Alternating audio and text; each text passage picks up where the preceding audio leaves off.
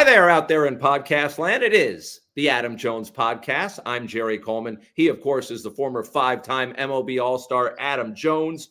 And we have reached episode number 92 after a little misstep with my math last week. We're going to be joined coming up by former Orioles pitcher and current broadcaster. Can't wait to catch up with Ben McDonald. Adam and I also will talk about what the future has in store for one Anthony Santander, who is set to become a free agent. In addition, we'll take a glance at the rest of the postseason, including one series which has gotten nasty, and that will tie into our Socially Speaking segment brought to us by our friends at Lido Pizza. I did want to mention, before we bring in Big Ben, the exclusive Adam Jones Select Barrel, Jack Daniel's personal selection, Orioles Barrel, features Tennessee whiskey from Barrel Selected by O's alum. His name is Adam Jones. Fans in Maryland will have the opportunity to purchase special Jack Daniel's Orioles bottles featuring whiskey from the selected barrels while supplies last, and they're going quickly. They won't be around long, so check your local liquor store today. I drank them myself and tasted myself. Woo! Yeah, you tasted a few before you found the right one. All right. With no further ado, let's bring in our featured guest, sponsored by Jimmy's Famous Seafood. He is the Orioles' former pitcher, current broadcaster for MASN and ESPN. Great to have Big Ben McDonald on the podcast. Big Ben, thanks for taking the time. What a beautiful office you have. Well, thank you. Jack Daniels was one of my. It was Jack Daniels, if you please. Na, na, na, na. I remember that song a long time ago. That's a good song. That's a good song. Been around for a while, just like all of us, it seems. And to that, you just got to witness the Orioles playoff loss in person. You worked the series for ESPN. I want to know what that was like compared to working for MASN. And obviously, you're broadcasting to a national audience, working with guys not as familiar with the ball club as you, but having to endure the pain and trying to be neutral and all that. Yeah, I mean, the biggest challenge, obviously, I bleed black and orange like you guys do, right? And so when you go on a national broadcast, you got to find a way to be 50-50, and that's where we get our credibility. So that was always, maybe it was 55-45 for me, a little bit for the Orioles, but there wasn't a whole lot to talk about, to be honest with you. I mean, you guys saw the game, and the offense, it was a rough go for the offense. The pitching was outstanding. But, yeah, I mean, anytime you work on a national broadcast, I think you're a little bit more nervous. And especially for me, when you work with people you've never worked before. Sean McDonough, legend in what we do. I mean, he's called Super Bowls and World Series and Masters and you name it, he's called it. And Jessica Mendoza never worked with her before either. So I was a little apprehensive going in, because you don't want to step on people's toes. And three-man booths can be a challenge, as you guys know. There's only so much you can share, and so you got to kind of share the time a little bit. So I think day one was pretty good. I thought day two was a little bit better. So anytime you do it more than once or a couple of times, you start to get a feel for when you want to hop in and do certain things. But all in all, I think it went well broadcast-wise. I wish the Orioles would have done better, but it is what it is. Yeah, I wish it was a day three. I mean, of course, we all wish it was a day three, but, I want to talk about this young pitching, though. And I'm talking about through baseball. This young Ragans, you got to see him live. I mean, we don't get to see Kansas City often. I watch a lot of Orioles games. Fortunately, don't watch a lot of KC games. You got to see him live. Obviously, you got to see Burnes' majority of his starts, if not all of them, and you knew what you were going to expect from him. But to come out to see Cole Ragans come out and absolutely dominate also, and to see this young pitching staff from Kansas City and both sides. Offenses didn't do anything. That was a treat to see pitchers actually go into the sixth and seventh inning. I think that is a treat for us as still baseball fans that love the longevity of the pitcher. How amazing was it to see the dominance of the pitcher? I want to give you, since you're the pitcher, some clout for that. Yeah, I mean, look, the pitchers really shine in this, and Kansas City, talking about Cole Ragans, he's a young guy that's really come a long way, picked up a slider, had some command issues early in his career and in the minor leagues. But I tell you what, he has got it dialed in right now. He looks like a real number one, throwing a lot of strikes. I mean, you saw the stuff, right? I mean, it's a mid to upper 90s fastball from the left side, a really good changeup, and a breaking ball to go with it. He's really good. And, this Royals bullpen reminds me a little bit of the Texas Rangers bullpen last year. Y'all remember that the Rangers bullpen was just like 22nd or 23rd overall.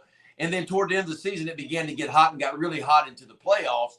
And they started to run. And when they ran, they got hot. And that's what it takes. And this is kind of what the Royals bullpen has done. For most of the year, this bullpen scuffled a little bit. But in the month of September, especially toward mid-September on, it started to heat up. And guys began to find their roles a little bit. And they got a lot of confidence going. And all of a sudden, it became one of the best and is one of the best bullpens out there right now. So not telling you guys anything you don't know. It's about getting hot at the right time, getting your confidence going, and then defining roles, right? This is my role. I'm a 6th inning guy. I'm a 7th inning guy. I'm the 8th inning guy, and we got our closer on the back end, And I thought the Royals did a great job this offseason. First of all, they went and picked up a lot of guys, right? I mean, I think they made as many moves as anybody did. They went and got some veteran guys, some tough guys. They blended in. They spent some money, and they went and got some veteran dudes to go. And then even at the trade deadline, they went and added Urseg and others to the back end of that bullpen. They kind of filled in a few holes that they needed right there at the back end. And then they got hot at the right time and took off, And so sometimes you got to catch lightning in a bottle. Sometimes it doesn't always work out with free agency. It doesn't always work out with trades, but it certainly did for the Royals. And I tell you what, it's a selfless team that I saw, a team that's willing to do anything to win ball games. And I go back to the Bobby Witt at bat. I think it was in the first game where there was a runner at second base and nobody out, and he found a way. He was, by gosh, going to find a way to hit a ground ball to the right side to get that runner over to third base, and he did that. And so that's what it takes to win. I know everybody says, well, Bobby Witt's got his money, right? He's got his money. He's already got his big contract. But why do we play the game? We play the game to win the games. And always say HWA should be part of analytics, how to win awareness. And Bobby that, and that's what the Kansas City Royals, and I think the Tigers to some degree too, right? A selfless team that's just going out and finding ways to win ball games, and I think that's what it takes at this level. And I'm not saying the Orioles didn't try to do that, but I saw a conscious effort by the Royals and by the Tigers. We played the Tigers a couple of times late in the year, and I tell you what, it was a team playing as one, trying to get to the playoffs, making this incredible run since August the 11th, and so it was good baseball to see because that's what wins baseball games is selfless teams late in the year that are willing to do anything to try to win ball games.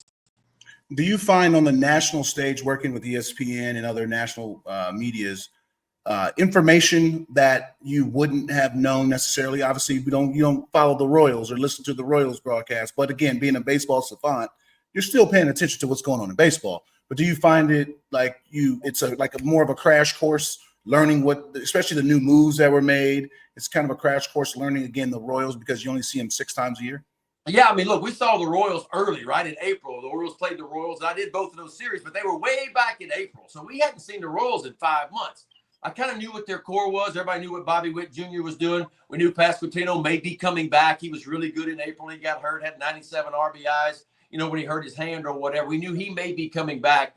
We knew some of the other pieces that they had put in place. But still, you didn't know their storylines and how they got to where they are the last 5 months. Now, the research stuff that we get, man, I'm going to tell you, I tell people all the time, I read more now in a week than I read 3 years at LSU as a student. It's unbelievable. It's like it's information overload for me, to be honest with you, because there is a stack of notes. I'm not lying to y'all. I think ESPN gave us like 70 pages of notes. I'm like, man, I need more pictures. I mean, I want pictures. I don't want all these words, And so I get overwhelmed, to be honest with you. I try to stick to the basics of the game when I call a game. I want to tell the folks at home what I'm seeing when I'm watching a ball game, because that's what an analyst's job is. It's the play-by-play guy to be able to dig up a lot of that stuff. But I also have to be up in case he goes to a conversation about what happened to Pasquantino with his wrist injury back in August. I got to be able to expand on that a little bit. So, yeah, I mean, it is a lot of studying, a lot more. I mean, I've been doing this now for, I guess, 21 years now, out in the college game where I started. And so it's changed a lot in my role. My role used to be just show up and tell the folks what's going on and what I'm seeing and break it down best I can. But that's not where we are anymore. They've challenged us to actually be up on a lot of different things now, including the analytics. So I got to be able to talk spin rates and launch angle and bat speed and bat path. And I got to be talking about the length of swing. All those things now are playing into the world that we live in now. The analytical world is cool for me. I enjoy some of that stuff. I don't think most of the audience is into the analytical world, but there is a percentage of people out there that are deep into the analytical world and understand spin rate and what true spin is versus regular spin. Understand what vertical hop is, induced break, all those kind of things we talk about from pitching. So I got to be up on a lot of different things because I got to follow my play-by-play guy and know where he's going, and I got to be able to expand on those things, certain things. Including using the phrase barrel up. I don't think you ever even used that phrase 10 years ago, much less maybe even 5 or 6 years ago, but I hear it a lot. Yeah, I mean, we got barrel rate. We got, we got exit velocity. We got a lot of different things that are out there now. Adam's got a barrel rate, but it has to do with Jack Daniels. So it's a barrel rate. That's a smart barrel. It's a good barrel. That's double barrel. That's right. But I got a question, though. This is the question on spin rate. And obviously you had, absolutely, we called them hammers back in the day. Okay. Right. You had a hammer, you did.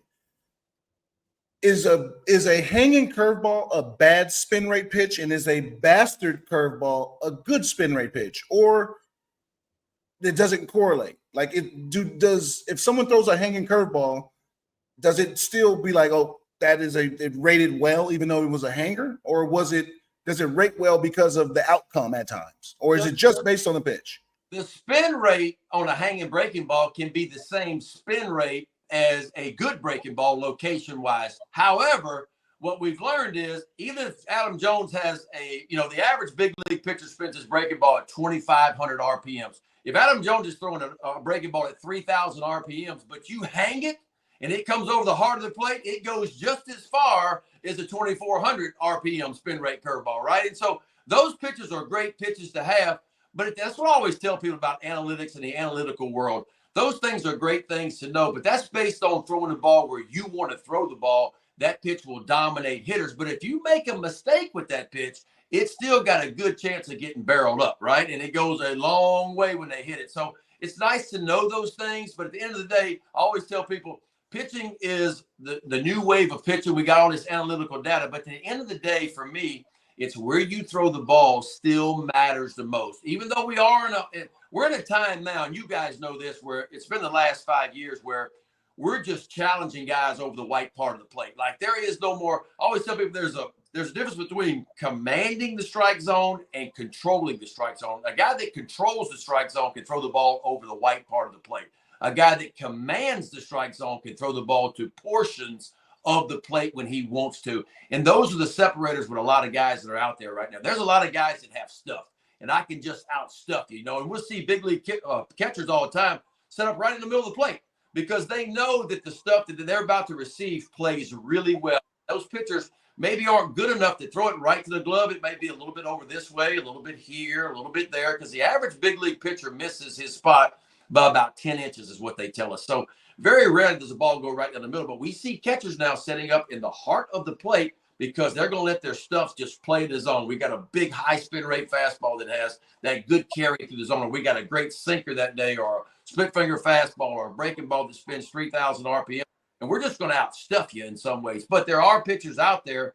There's still Eflin, for instance. Eflin is a guy that not a big fastball velocity-wise, but, man, can he pitch. He can backdoor that two-seamer to the right-handers. He can get it down away from the left-handers. He's got a good changeup, a good breaking ball. We still have pitchers in our game, but I always tell people we got a lot of throwers in our game now. Guys just going to come in and just outstuff you whenever they can. That's where we are. More coming up on the Adam Jones Podcast after these messages. The Adam Jones Podcast is brought to you by our friends at the Weinman Company. Everyone knows Greenmount Station in Hampstead, but did you know that at Greenmount Station you can bet 7 days a week just like you're at the track? With in-person teller windows and state-of-the-art touchscreen kiosks. And with Greenmount Station's brand new Bet Park Sportsbook, you can bet on all other sports as well, wherever you are in Maryland. Spreads, money lines, live bets, props, parlays, and teasers. The Bet Parks Maryland mobile app is now live for Apple and Android devices, so you'll never miss your next big score. Just search for BetParks MD in the Apple App Store or on Google Play. And for a limited time, 21 and over Adam Jones podcast listeners can get a $75 gift card to Greenmount Station simply for opening a new account with promo code GMS and a minimum $50 initial deposit. $75 gift card for new users in Maryland only. 21 and over only. Please play responsibly. For help, call 1-800-GAMBLER. The Adam Jones Podcast is brought to you by Jimmy's Famous Seafood, Charm City's favorite crab cake destination. Local sports fan, experience the ultimate pregame party at the tailgate. Cheer on the Ravens with iconic live performances, an open bar, and mouth-watering eats. Can't make it? No worries. Bring the same food that caught the attention of the Food Network right to your doorstep. Shipping East Coast recipes nationwide. Jimmy's Famous Seafood is the official sponsor of the guests appearing on the Adam Jones Podcast. Take me out to the ball game. Take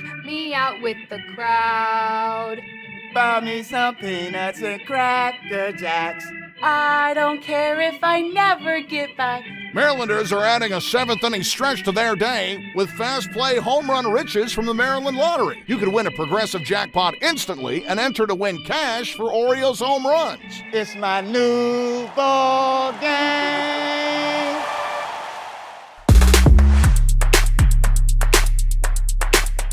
Hey, it's savings season at Lido Pizza. 99-cent refreshing iced teas all summer, or $6 calzones every Tuesday. There are tons of new deals and rewards for everyone. Proud partner of the Baltimore Orioles, Baltimore Ravens, and the Adam Jones Podcast. Lido Pizza, a local legend since 1955. Exclusively at LidoPizza.com or on the Lido Pizza app. Is Burnes the double? Is Burnes the I'm outstuff you and I'm commanding? Because you got to see him on a daily basis, and Both. that was the first time in a long time the Orioles had a true ace. And no, this guy's a number one, and I mean, that's what they look like, right? I mean, there ain't many of them out there like him. It's a handful of them in the whole game like that dude, right? And he is a horse. I mean, you saddle him up and you ride him. You give him the ball every 5th day. And let's go, big fella. Let's hop on and let's go. He's a real horse, right? And he's really good. Now, we talk about spin rates. Like, all of his spin rates, dude, are off the chart. He's well above average on that cutter. We know that's his best pitch. The slider spin rate's off the chart. The curveball spin rate's off the chart. All those things really spin really, really well. The one thing that I think, and I'm nitpicking on Burnes a little bit right here, but if you'll watch him pitch, he dominates to his glove side, okay? So inside the lefties, and that's the reason why lefties are hitting less off of him than what right-handers are, is because he can get that cutter in on your hands. He can get that cutter away from the right-hand hitters. He's not as good to his arm side. So where his arm side is, he struggles at times to get the ball down away to righties when he wants to, or down and in to righties. And that's why he's got that two-seam fastball that I'd like to see him throw a little bit more to keep him honest on the inside part of the plate, because the right-handers, for me, if you're facing Corbin Burnes, Jones, if you were going to face Burnes, you're going to get your toes up on the plate, right? I mean, a lot moves away from me. Majority moves away. Everything, the cutter, but it's still nasty. Slider's going away. Everything's going away. So you're going to get your toes up on the plate, and you're going to look for the ball middle away, because that's where Burnes is going to throw the ball most of the time. I think he could be even better if he would bust that two-seamer in on those righties. Because look, the two-seamer's 98, right? It's like boom, and it's got movement to it too. So if I was Corbin Burnes' pitching coach, I would say, Burnes, you're one of the best doing it the way you're doing right now. But if you want to be the best, I think you can take another step forward. I'd like to see you use that two-seamer inside the righties a little bit more and bust them on their hands every now and then open up the outside part of the plate where you're at your best. Well, that sort of leads into what we're going to talk about coming up. And Anthony Santander is a free agent. We know Burnes is going to be out there on the market. What about adding to the core, Ben? I mean, the new ownership group coming in. Adam predicted last week on this very podcast he feels like the team will make a splash, and I think that means spend some money. I don't disagree. I mean, I'm like you guys. I'm excited about this offseason. I think Mike Elias's hands were tied a little bit with John Angelos the last few years, right? I mean, behind the scenes, we heard the rumors and he might be selling the team. But my guess is, and I don't know this, my guess is John wanted to keep the payroll down a little bit whenever he could to try to sell the team. Now it kind of all makes sense, right? And so I think Mike's hands were tied a little bit in some ways. I don't think those hands are going to be tied anymore. And now it's up to Mike. And, I'm assuming Mr. Rubenstein and Aaron Gotti and the new ownership is kind of giving him the green light. I'm sure there's a budget there, and we're going to find out. But I'm sure they've kind of given him the green light to say, okay, what do you need? What do you think we need? Who's going to be available? How aggressive are you going to be? So I think we're going to see Mike Elias turn loose this offseason. I'd love for Corbin Burnes to stay, right? I think you got to have a number one right now. Knowing what you know about Corbin Burnes at 29 years old and what the market has been over the years for a real dude like that, it's going to start with a 2. There's no doubt about that. It's going to start with a 2, and it's probably going to be 6 or 7 years. The question is, do the Orioles want to have, and we know Mike Elias's track record. We know the Orioles, they don't like long-term contracts for pitchers in general, or long-term contracts for even position players. Is what we've seen. But every now and then a guy comes along that's a difference maker, and a guy comes along that is a real horse. And I think the Orioles need Corbin Burnes. Unless you're going to go trade for Crochet from the White Sox this offseason, you got to have a number one. There's no doubt in my mind one day Grayson Rodriguez is going to be a number one. I'm not saying that. I love Grayson Rodriguez's competitive nature. I love what he brings to the table. He's going to be a real dude one day. He's working in that direction. Just got to keep him healthy, right? But you need a number one. We're seeing these teams that are out there right now. Scooble, right, with the Tigers. We're seeing Ragans with Kansas City. Like, you got to have a dude, man. Like, you got to have Seattle. I mean, you got to. They're valuable. They're expensive. But I want to see the Orioles keep Corbin Burnes. We'll see what's going to happen. I wanted to ask you about the approach at the plate also, because that seemed to falter in the second half and carry over into the postseason. I don't know what can be done. Some people thought maybe a change at hitting coach. There were too many cooks in the kitchen. Again, I don't know. You guys know a lot more than me, but we saw one run over 18 innings. Yeah, I mean, and look, it went back to the postseason last year. And I think we got a little bit of false sense of security, right? I mean, the final 6 games of the year, the Orioles went 5-1. They averaged 6.3 runs per game. And we know they were in a funk the whole second half, right? I mean, hitting with runners in scoring position. It just was a struggle. Now, you could say, and look, the injuries did have something to do with it. Anytime you lose, I mean, we were down Urias. You were down Mountcastle. You were down Westberg. You were down a lot of guys, a lot of dudes in your lineup. And, of course, anytime that happens, man, the offensive production is not going to be as good. I don't care. You know, you got to have some serious depth to overcome losing your – I mean, you had almost your whole infield out at one point in time. That's hard to overcome. I get that part of it. I guess the disappointing thing for me is the runners in scoring position. We went from the number one team in baseball last year, hitting with runners in scoring position, to kind of middle of the pack, 17th this year. I don't know if I want to blame anything, but I do in my heart of hearts, I think this. The Orioles led all spring training in home runs this year in spring training. Everybody said, oh, it's spring training. Spring training numbers don't matter. It's just spring training. I went, well, let's wait and see.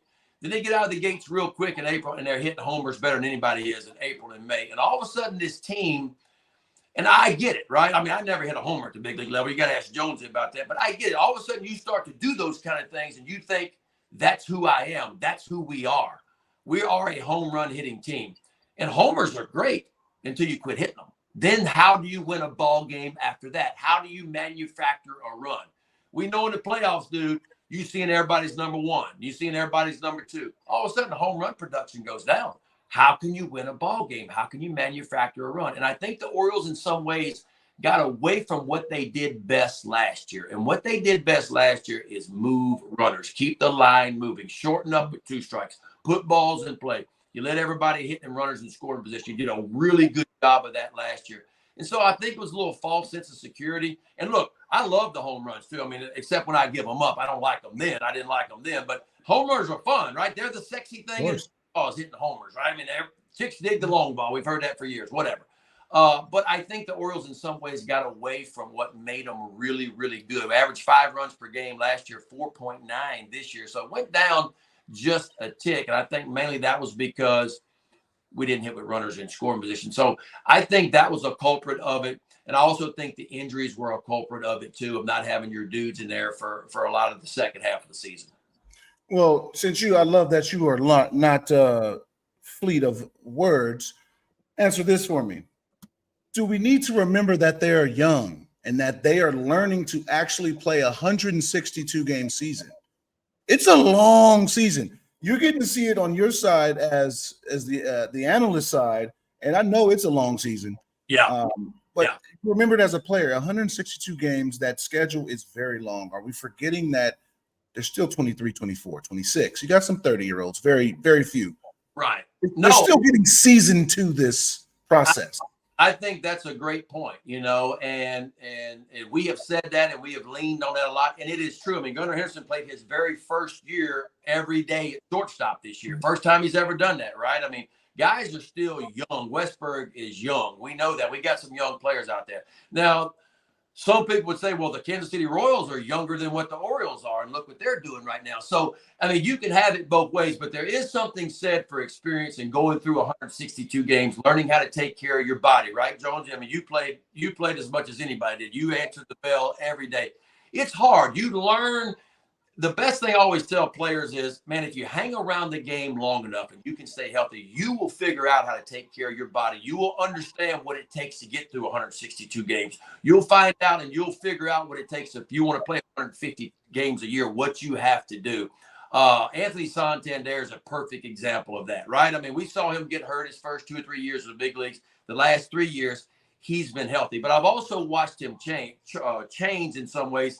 He has a personal trainer, and I ran into them. I can't tell you how many times, middle of the day, on the road, in the hotel gym, there's Santander in there with his personal trainer, man, and he is working out. He's taking care of his body. He's doing tubing and stretches, and he's doing all these things with his personal trainer, keeping his body in shape. And if you talk to Tony, he'll tell you, I've learned how to take care of what I need to do. Now, what I need to do might be different than what Jonesy needs to do to play 152 games a year, but you start to figure it out what you have to do. And so I think the young part of it is certainly with the Orioles, but I'm going to take it a step further than that. I think what the Orioles are missing, in my opinion, just watching this, a little more grit, a little more red ass, if you will, a dude that's a red ass spark to have in that lineup. And I'm going to throw a name out there because I've covered him in college and I've watched him in the big leagues, and he's a free agent this year.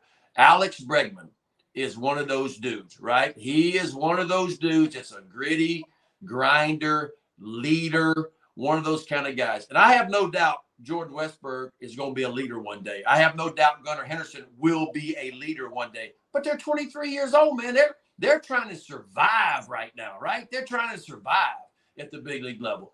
I think that's missing in that lineup. I think that's missing in some ways in that clubhouse is, and I always tell people, you can be a nice guy off the field, man, but on the field, like you got to be ready to drill your mom to win a ball game. Like that's the kind of People don't get that. I wrecked my mom to win a race, and he meant that. You know, that's what kind of dude he was.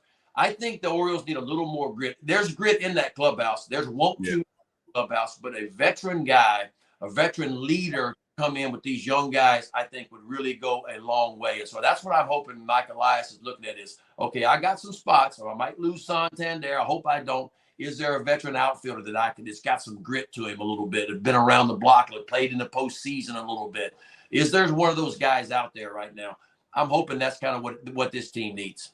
All right, last thing I have for you. I started by asking a broadcast question. This sort of ties into it and what you were just talking about, because when you walk into the clubhouse nowadays as a broadcaster, as opposed to when you were a player getting ready for a game, is there a vibe where maybe you can sense the guys are up or ready for today, or maybe, you know, they're going to be a little lethargic? Can you get a sense at all by walking in these days as opposed to being there permanently? Not really, because we're in there 3 hours before the game. I remember I used to talk to Jonesy 3 hours before the game, you know, and they just kind of get in their routine, what they do, you know, and I don't talk to the players because I remember as a former player, I do talk to them. I don't talk to them a bunch. Like, I don't need these stories from them. If somebody's willing to share information, they want to chit chat a little bit, hey, I'm okay with that. You know, I'll give you a quick Grayson Rodriguez story. So he came back last year after he got sent down. He gets called back up, and he's over there in Freddie Tyler's office, you know, in there, and he's sitting there, and he's pitching that day against the Dodgers. Just got called up, so I'm not going to bother him. So he starts talking to me. You know, he never bothers starting pitcher the day he's pitching, but he starts talking to me. He initiates a conversation. Of course, it was about hunting and, hey, you get any good pictures on your cameras and whatever. So we're chit-chatting. I said, man, how'd everything go down there? He said, man, went good. Went good. He said, you'll see. I'm getting ready to shove it up the Dodgers' ass tonight. And I jumped back and I went, whoa, wait a minute. You know, I said to myself, I said, all right, good luck. I turned and walked out and I left there going, wait a minute. This cat's got a 7 ERA, got blistered when he was up there. He's facing arguably the best team in baseball, and he just told me he's fixing to shove it up their ass. And I went, this dude's got some confidence, you know. And he started shoving that night. He shoved the whole second half last year and all the way up to this year until he got hurt, you know. And so these dudes are a little bit different. I don't talk to them a whole lot, but I can't get a sense 3 hours before the game. I can say this about this team. I always feel like they're ready to play. Like I've never went into it saying this team's not ready to play. I think they're as prepared as anybody was. I just think it just didn't happen, man. It sucks. It's been 2 years in a row in the playoffs. We know that.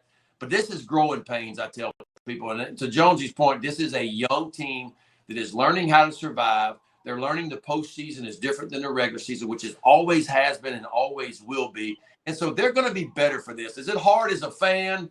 And us watching it, absolutely, man. It stinks to see this team go through this after winning 101 last year, 91 this year, man. It's hard to go out like that, right? But I do think if we all take a breath and burn, and we'll get over this, this group is going to be much better for this coming forward in the future. Mark, it wouldn't be the podcast if I didn't give your alma mater some love, and right now a potential Rookie of the Year honor, and I mean, maybe foreseeable future Cy Young candidate in Paul Skenes. Yeah. Big fella's disgusting. That's all I got to say. I'm going to tell you, he transferred from Air Force to LSU last year. And so I did the very first game that he pitched. It was a mid-February night right here in Baton Rouge. It was cool. It was 58 degrees. I knew Skenes because Skenes came in as a freshman from Air Force and played at the box here at LSU. Matter of fact, he gave up Dylan Cruz's first ever collegiate home run that night as a relief pitcher. The cat was catching. He caught 8 innings and then went to close against LSU as a true freshman. And I was like, who is this Skenes kid? And all of a sudden I hear about him at Air Force. He had an All-American year. And he transfers to LSU. And all I heard on the scouting report was mid-90s fastball, 94, 95. He'll show you a 6 or a 7 every now and then. 6'6", 250, great competitor. Spins it a little bit, but, it's kind of a little bit raw, projected late first rounder when the season began. So he hops up on the bump at 7 o'clock on a 55-degree night in Baton Rouge, and the first ball comes out of his hand. Boom, it's 99. And I'm looking up at the scoreboard going, scoreboard's off. Next pitch, 99. Next pitch, 100. And I'm turning to my partner. I go, what the hell are we looking at here? And it wasn't just a Hundy. It was Hundy moving like this much. Like it was, and he's backdooring it. And it's all, I'm going, what the hell are we? So he pitches into the 8th inning. He's got 105 pitches, and it's still 100 in the 8th. And I'm going, what are we looking at? And all of a sudden, and he just threw fastball slider that night. He didn't have that splitter, whatever he's throwing now that he added with it. He had a little change up he'd show you, but he just went through the season, man. And I was like, I kept looking at this guy pitch. I did like 15 of his games, and I went, I'm telling you, boys, this is different. Like, I've seen some guys. I've seen some dudes come through, but this is different. And so I was thinking, why does he not make the club out of spring training? Like, they ain't nobody. I was telling people, there's nobody better than this guy at the big league level. If he does then what he could do at the big league level, there's nobody better than this guy right now. Why is he not in the big leagues? And what took him so long to get there? And then all of a sudden he shows up there and you saw the results. And so, yeah, man, it's different with this cat. I'm telling you, because I got to know him pretty good. Jonesy, he would go down to the auxiliary about 2 hours before the game. He would take his book bag with his weighted balls, his scout report, his tubing, and he would go down and get by himself and start breaking down hitters 2 hours before the game, going through this monster workout with these heavy bags. Y'all have seen it. He's doing all this kind of stuff. And I'm going, good gosh, And so he's if he stays healthy, guys, I'm telling you, it's the sky's the limit if he can stay healthy. Wow, fantastic story. He is straight out of the bayou. Ben McDonald. We've been chasing him like he chases deer down there, and we finally caught him. Happy hunting, Ben. Thank you. That's my way of kind of recharging the batteries a little bit after a long year. I like to get out in the woods, man, and just kind of sit up there and solve all the world's problems and talk to myself a little bit, and just relax a little bit. So that's kind of with a little bit of bourbon every now and then. That never why I understand people. I'm talking about after the hunt's over. Yes, of course. Hunt responsibly. Thanks, Ben. That's right. Thank you, my man. All right. Take care, guys. More to come on the Adam Jones podcast after these messages. Effective Solutions, your one-stop shop for commercial contracting. Everything from excavation and site development to emergency remediation and restoration. Effective Solutions specializes in many forms of commercial and mixed-use construction. With a dedicated staff and a commitment to quality, Effective Solutions delivers every time. There are a lot of ways to make whiskey, but there's only one way to make Jack Daniels. At Jack Daniels, they charcoal mellow every drop, only using water from Cave Spring Hollow in Tennessee. When you make your own label, you make everything else yours too. But we don't need to tell you that, do we? Make it count. Jack Daniels. Please drink responsibly. Tennessee whiskey, 40% alcohol by volume. Jack Daniel Distillery, Lynchburg, Tennessee. Jack Daniels and Old No. 7 are registered trademarks. 2022. Jack Daniels. All rights reserved. The Adam Jones podcast welcomes Relief Shop. Shop Maryland's largest adult use and medical cannabis menu, located at 1114 Cathedral Street in Baltimore, with medical delivery available throughout Maryland 7 days a week. Only at Relief Shop. Your fun awaits at Hollywood Casino Perryville. Feed the whole crew with something for everyone, from cheesesteaks to crab cake sandwiches. Plus, ask how you can get a $15 dining credit. Get in on the gaming action with the hottest slots and your favorite table games like blackjack, roulette, and poker. Free live shows every Friday and Saturday. Come experience non-stop fun and excitement only at Hollywood Casino Perryville. Hey Baltimore, Monument City Brewing has been crafting the best beer in Maryland since 2014. Located at 1 North Haven Street in Baltimore, you've seen us at the ballpark. Now drop by our tasting room. Open Thursday through Sunday with events, music, and great food trucks. And this year we are honored to collaborate with Adam Jones and the Adam Jones Podcast with Simply AJ Ballpark IPA, available throughout the baseball season. It's going to be a great year, Baltimore. Visit us online at monumentcitybrewing.com or follow us on Instagram at Monument City Brewing. Keeping Baltimore safe is an incredibly important job, and protecting those who keep us safe is equally important. The Baltimore Police Department leads the nation in supporting its officers with innovative wellness programs, free fitness classes, counseling services, citywide discounts, and more. Right now, the BPD is hiring. Join now and receive a $10,000 signing bonus upon swearing in. Build a meaningful career in public safety with the BPD and get the support you need to serve Baltimore effectively. Apply now at bpdrecruit.org. It's the perfect time to check out a spacious and reliable new Toyota SUV, like a RAV4. With available all-wheel drive and plenty of cargo space, you'll go from errands to adventures in no time. Plus, available features like wireless charging will keep you connected. Or check out a Highlander with seating for up to 8. It's a hub for family adventure. Your Toyota dealer is getting new vehicles in stock regularly, so don't wait. Find deals on a RAV4 or Highlander at buyatoyota.com. Toyota, let's go places. And now back to the Adam Jones Podcast. All right, Adam, what do you say? Let's hit For the Birds, sponsored by our friends over at the Maryland Lottery. Hey, when you play the Maryland Lottery, set limits. Never play when you're stressed, and know your odds of winning. To learn more, simply visit mdlottery.com/play responsibly. You must be 18 years or older to play. And I want to talk about Anthony Santander, who we really loved having on. I mean, he's become a bona fide star, not only on the Orioles, but in this league. Only Shohei Ohtani and Aaron Judge, I think, hit more home runs than this guy. But he is a free agent.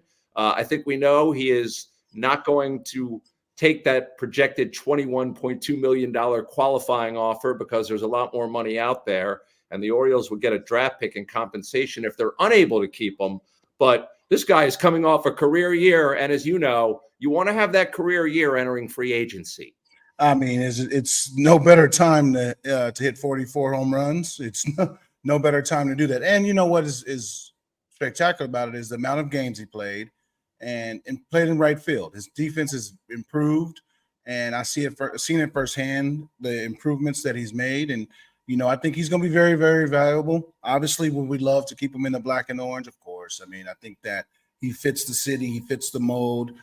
His family, again, like I've said this before, when the Latin American players get into a city for a certain amount of time, their family gets into that city just as well as them.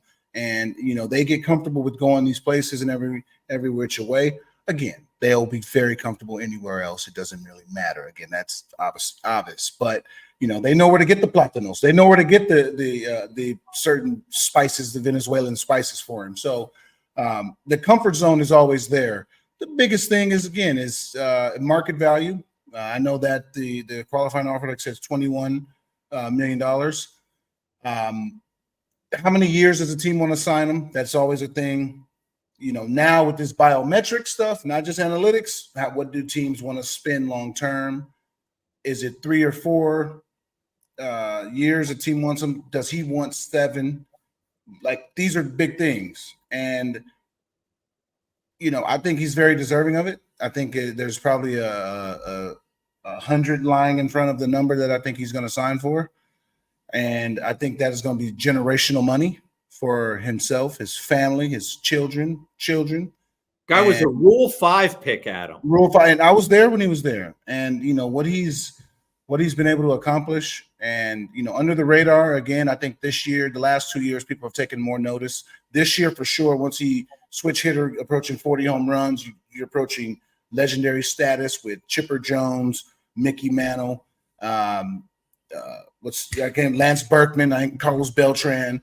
So you're in elite categories, and he's a fantastic player. He's gotten even better. I think he's taken a very smart approach to taking care of his body. I told him to start swimming more, and I think he's done that a little bit. Swimming, again, is easier on your joints, but you still get the same effectiveness. And what he's done is just spectacular. So again, I'm whichever way he decides to go, I'm going to support him, because getting to free agency is a absolute blessing, and arguably one of the hardest things to do in any professional sport is to reach full free agency. Next, I think, is full pension. So I am so happy for him. So hopefully he takes a long-term deal that enables him to get his full pension and take care of his family for the rest of his life. So he's eating a lot of arroz con pollo. He knows the foods that I like. Pepitos, shawarmas. I love Venezuelan food. All right, a couple of things that you mentioned there. First of all, he's progressively gotten better. He's easily the best Rule 5 pick in club history. You talked about his durability. Second straight year he avoided the IL and played 155 games. But, what about with the swimming? I'm curious about that, why you suggested swimming to him. That was your piece of advice that set him off this year for 44 home runs. Swim more. No, I don't think that it did that. I just say that when I turned about 26, 27, I just knew that, I played a lot of innings already. I played every day, and I played center field, a lot more demanding position. So what I did was, I was like, look, I have to run every single day. So instead of doing all this dang running, let me get in the pool and just beating on myself on the ground and, in different surfaces. Let me get in the pool, and I can get a lot of work in and still strengthen my core, my hips, my body, stay flexible as the water just allows you to move. You swam before. I've seen you. You look like squints in your attire. But, this was something that me and one of our coaches, Chris Corinthi, back in the day in spring training, he was like, hey, you play a lot of innings, and, I found something that works out with another player, because he was with Boston at the time. He said, I found out something that worked out with another player. Swimming just helps his legs. And I'm like, hey, let's go. So that's why 6 a.m., only person that beat me to the pool every spring training was Wayne Kirby. Uncle Phelps. Wayne Kirby in spring training. Only person. And every time I get there, he's just getting his workout in, because, the water just gets you off these joints. We beat ourselves up. And just to get you off your joints, but still be able to get your cardio in, get your strength, get your flexibility, the pool is your friend. Where was the pool? Where was the pool in Sarasota? Oh, in the back rooms, of course. So, okay, the pool, where honestly, I wasn't allowed. Where I wasn't allowed. So where you are, where the media meets, obviously the training room is right there. It just back through those walls, back through there. That's where it's at. It's right there. Every morning, 6 a.m., I was there, man. Just getting in that pool, getting on the treadmill, getting my weights in, getting my work in, and then that enabled me, I think, to be more flexible, be freer. I mean, and I think it just helped me play all them damn games, and I did it obviously throughout the season too to help me just stay loose. It was a lot easier to do that, and it was fun. All right, Aquaman, we'll move along here. We travel beyond Baltimore. Brought to you by our friends over at Relief Medical Marijuana Dispensary, where they go above and beyond to help you, the patient. And yes, without the Orioles, somehow the MLB playoffs keep rolling on, Adam. And the American League series, just like the National League, are now a best of 5, as opposed to the previous round, it was best of 3. And then there's best of 7. I mean, talk about the different approaches, I guess. I want to start with that when it's a best of 5 now, as you move along from a best of 3. And for some of these teams, are just starting out their playoff journey. Well, best of 5 is you don't panic after losing game 1. Best of 3. Hey, we got no choice, Best of 7, it's after 2. Hey, you get the sense of urgency, I think, and it creeps in really, really tough, especially if you lose the first 2 at home. Best of 5, though, I think it always gives a chance. I think that 1-1, if you get that split, it takes that series back to whoever's home ballpark, and that's when you can, if they win that game 3, then the game 4 becomes a wild game, and you never know. They're all interesting, like we said. People complained about the teams having too much of a layoff. then you had people complaining that, it's only one play-in game, the wild card game. Created 3 games, got you guys, if you win your division, you get rest. And it looks like the teams that got the rest came to play. But what's great is that when all the series were 1-1, that showed that the teams that were able, obviously the home team that got the rest, they were able to scrimmage the correct way. I think they took a very smart approach to having a 5-day layoff. And, experience is always a dictator of a lot of things. So they had the experience in that. And, I'm sure other people reached out, especially teams that haven't had that, and said, hey, let's take our time. Let's get ready. And again, when having the series, when they were at 1-1, I think it just showed that these rivalries are alive and they're flourishing. I mean, obviously we would love to have, a possibility of a, trans or was it coastal, either World Series or even the NLCS possibly. But I mean, in terms of like having the Padres and the Dodgers, East versus West. Yeah, but in the Padres Dodgers in the NLCS or the Phils in the Mets for the NLCS, like they're playing in the DS, which is great, and obviously generating everything. But for them to play in the CS would be even more insane and even mean even more to both fan bases because. But isn't it better for baseball to have East versus West? Of course. I mean, of course, if you get San Diego, Philly, if you get, which was a couple of years ago, if you get LA, I mean, you get the Dodgers and the Mets. I mean, let's go. If you get the Dodgers and the Yankees, the Padres, Yankees, I think the market for the Padres is growing and growing with how much they have put into the ballpark, put into the team. They're one of the top teams, if not the top in attendance. I think they're number 1. So they are just, I mean, they're doing it all. And you've seen with the rivalry with the Dodgers, again, that's personal. Yeah, that's what people get. They were throwing debris. Fans were out in the outfield at Dodger Stadium last weekend. You've been in a situation like that. Yeah, I mean, I've seen videos of people just absolutely letting it hurl from as far as can be. I've seen a dude throw a cup. He threw it so badly he fell on another guy. The guy like pushed him off him, like, "What are you doing?" And he thinks that's cool, but he's all over social media. I retweeted it because, hey, you could hurt my brother right there. You kidding me? That's family right there. Like, that's family. You could hurt my family.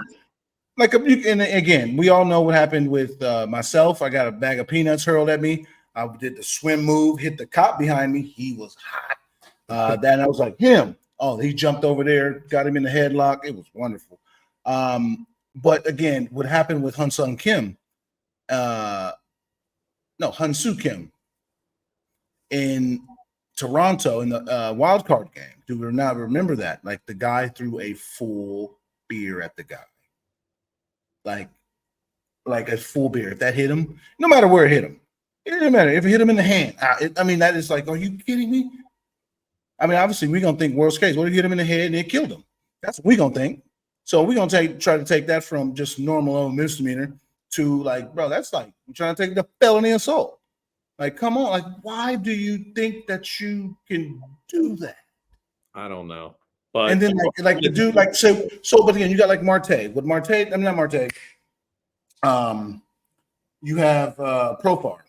Profar caught like he did the home run, juked the whole damn stadium. Everybody going crazy, like, oh man, what the hell's going on here, man? This is crazy.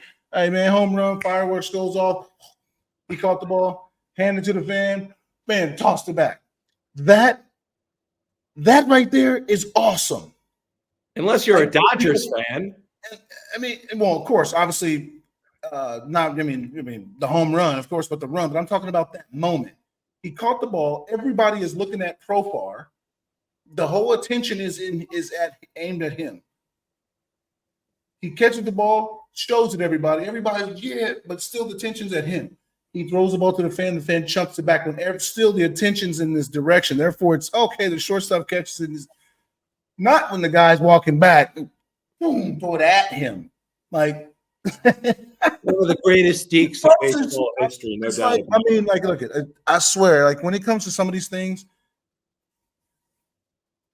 I really don't know what is like in some people's like either heart or mind or soul. Alcohol. I don't, and no, and see, that's what I'm not gonna. Honestly, I can't use that as that's part of it for the courageous. Yeah, but I still can't use that as an excuse because there's so many people that go to games, and I've been to a lot of games myself, especially in retirement. I've seen people just absolutely waste it, and I've seen people be real good bad fans.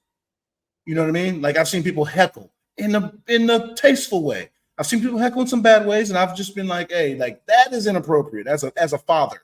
Yeah. Like, you can't call the guy up. You know what I mean? Can't say that. Everybody handles their alcohol differently. I get that. Yeah. I get it. But, like, to me, and here's the thing. To me, the fans that sit in the outfield are the most passionate ones because they're the ones that, you know, the hardest working ones. You just talk on economics. You just want to talk on that. They're the hardest working ones. You know what I mean? And and I get that. Like, if there's some expression they want to give out or something like that, it's hard working. It's a hard day, and my team is stinking right now. And this, like, I that's where you go to the game to like get away from that other stuff in life. But to do things like that, like, where do you think that lies in on coolness? Do you think you're cool by any stretch? Like, do you think you are cool? I think, like, you're an idiot. And again, as a player, we love the heckling. We get it. We suck. I know, man. I've said this. We stink. I know. We shouldn't be here. I should be in AAA. I should be mowing lawns. I get it. But, like, you paid your hard-earned money to come in here, and that's what you wanted to do? And especially in day and age where everybody's filming every stupid thing going on. So you're an idiot to do things. Yep. All right. Let's get to socially speaking. I don't think this conversation is going to end. No. This is where we answer a tweet or social media post, and you can earn a chance to win a $50 gift card from our friends at Lido Pizza. We just had 2 listeners and viewers win $50 gift cards from Lido Pizza, the official pizza of the Adam Jones podcast and proud partner of the Orioles. We are at Adam Jones Pod, on social media. Last Sunday, we talked about the Dodgers-Padres series, which we just mentioned, and you reacted because you've been in a position with fans tossing things onto the field. It's very dangerous. And Wes Oliver, number 22, wrote, teams should be held responsible to have a safe playing field for opposing teams. This continues. If it does, the game should be forfeited. Well, I agree with that, but a playoff game, they're going to wait and get everything straight before they forfeit that. Well, I mean, forfeited is and all that kind of stuff. The game's not going to be forfeited. I think there's enough people to police and be like, look, you know what?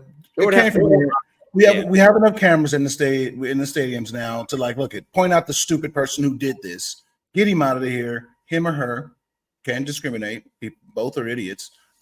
Both of us are not very bright when it comes to that. And I've seen ladies scream some of the most vile things. And I've heard some of the most vile things from ladies fans. So firsthand account.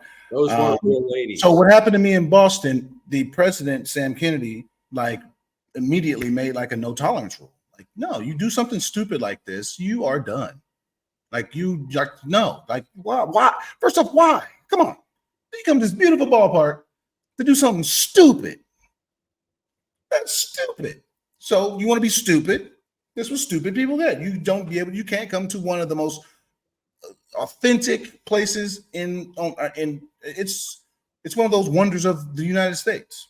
You know what I mean? And you're an idiot and you want to destroy that. It's like going to the Great Barrier Reef and just peeing on it, you dummy. Like, come on, dude. You know, so they took first action, and it was great to see. It was humbling to see. Because they said, look, at the end of the day, like, look, we're a family. The baseball world's a family. I work for BAT.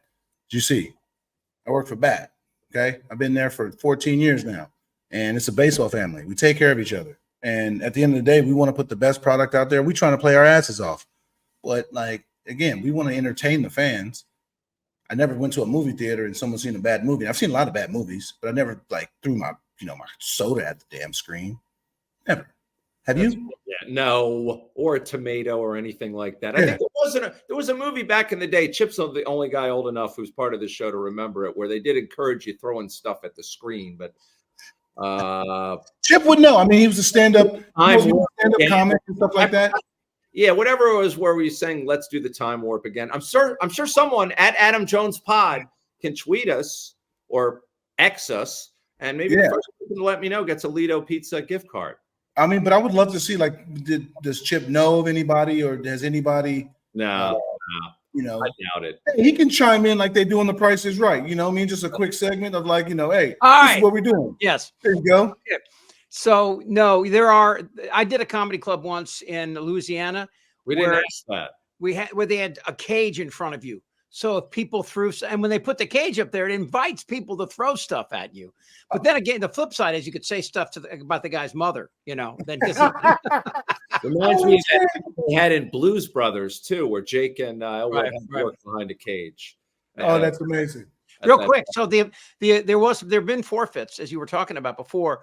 Senators last game and that nickel beer night, and the official score of a forfeit is 9-0. That's crazy. The Adam Jones Podcast is brought to you by our friends at the Weinman Company. Everyone knows Greenmount Station in Hampstead, but did you know that at Greenmount Station you can bet 7 days a week just like you're at the track? With in-person teller windows and state-of-the-art touchscreen kiosks. And with Greenmount Station's brand new Bet Park Sportsbook, you can bet on all other sports as well, wherever you are in Maryland. Spreads, money lines, live bets, props, parlays, and teasers. The Bet Parks Maryland mobile app is now live for Apple and Android devices, so you'll never miss your next big score. Just search for Bet Parks MD in the Apple App Store or on Google Play. And for a limited time, 21 and over Adam Jones podcast listeners can get a $75 gift card to Greenmount Station simply for opening a new account with promo code GMS and a minimum $50 initial deposit. $75 gift card for new users in Maryland only. 21 and over only. Please play responsibly. For help, call 1-800-GAMBLER. The Adam Jones Podcast is brought to you by Jimmy's Famous Seafood, Charm City's favorite crab cake destination. Local sports fan? Experience the ultimate pregame party at the tailgate. Cheer on the Ravens with iconic live performances, an open bar, and mouth-watering eats. Can't make it? No worries. Bring the same food that caught the attention of the Food Network right to your doorstep. Shipping East Coast recipes nationwide. Jimmy's Famous Seafood is the official sponsor of the guests appearing on the Adam Jones Podcast. Take me out to the ball game.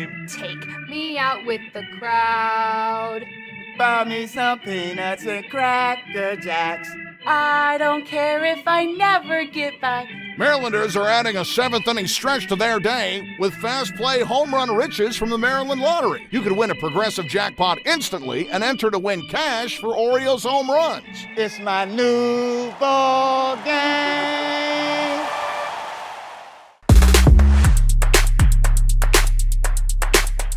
Hey, it's savings season at Lido Pizza. 99-cent refreshing iced teas all summer, or $6 calzones every Tuesday. There are tons of new deals and rewards for everyone. Proud partner of the Baltimore Orioles, Baltimore Ravens, and the Adam Jones Podcast. Lido Pizza, a local legend since 1955. Exclusively at LidoPizza.com or on the Lido Pizza app. Effective Solutions, your one-stop shop for commercial contracting. Everything from excavation and site development to emergency remediation and restoration. Effective Solutions specializes in many forms of commercial and mixed-use construction. With a dedicated staff and a commitment to quality, Effective Solutions delivers every time. There are a lot of ways to make whiskey, but there's only one way to make Jack Daniels. At Jack Daniels, they charcoal mellow every drop, only using water from Cave Spring Hollow in Tennessee. When you make your own label, you make everything else yours too. But we don't need to tell you that, do we? Make it count. Jack Daniels. Please drink responsibly. Tennessee whiskey, 40% alcohol by volume. Jack Daniel Distillery, Lynchburg, Tennessee. Jack Daniels and Old No. 7 are registered trademarks. 2022. Jack Daniels. All rights reserved. The Adam Jones Podcast welcomes Relief Shop. Shop Maryland's largest adult use and medical cannabis menu, located at 1114 Cathedral Street in Baltimore, with medical delivery available throughout Maryland 7 days a week. Only at Relief Shop. Your fun awaits at Hollywood Casino Perryville. Feed the whole crew with something for everyone, from cheesesteaks to crab cake sandwiches. Plus, ask how you can get a $15 dining credit. Get in on the gaming action with the hottest slots and your favorite table games like blackjack, roulette, and poker. Free live shows every Friday and Saturday. Come experience non-stop fun and excitement only at Hollywood Casino Perryville. Hey, Baltimore, Monument City Brewing has been crafting the best beer in Maryland since 2014. Located at 1 North Haven Street in Baltimore, you've seen us at the ballpark. Now drop by our tasting room. Open Thursday through Sunday with events, music, and great food trucks. And this year, we are honored to collaborate with Adam Jones and the Adam Jones Podcast with Simply AJ Ballpark IPA, available throughout the baseball season. It's going to be a great year, Baltimore. Visit us online at monumentcitybrewing.com or follow us on Instagram at Monument City Brewing. Listeners, tell your friends. The Baltimore Police Department is hiring the next generation of officers. Starting salary is over $61,000. Plus, you'll receive an additional $10,000 signing bonus upon swearing in. Apply today to start your career in public safety. This is a great opportunity to serve the city you love and start a career that makes a difference in your community. Apply now at bpdrecruit.org. It's the perfect time to check out a spacious and reliable new Toyota SUV, like a RAV4, with available all-wheel drive and plenty of cargo space. You'll go from errands to adventures in no time. Plus, available features like wireless charging will keep you connected. Or check out a Highlander with seating for up to 8. It's a hub for family adventure. Your Toyota dealer is getting new vehicles in stock regularly. So don't wait. Find deals on a RAV4 or Highlander at buyatoyota.com. Toyota, let's go places. All right, well, he just set us up there, Adam. I don't have to insult him. Everyone just got to look at him and got to hear him. That senior executive producer, his name is Chip Franklin. Go out, subscribe to the Baltimore Banner. Until next time, be real, be kind, and make sure to be back for next week's episode. We roll on with the Adam Jones Podcast.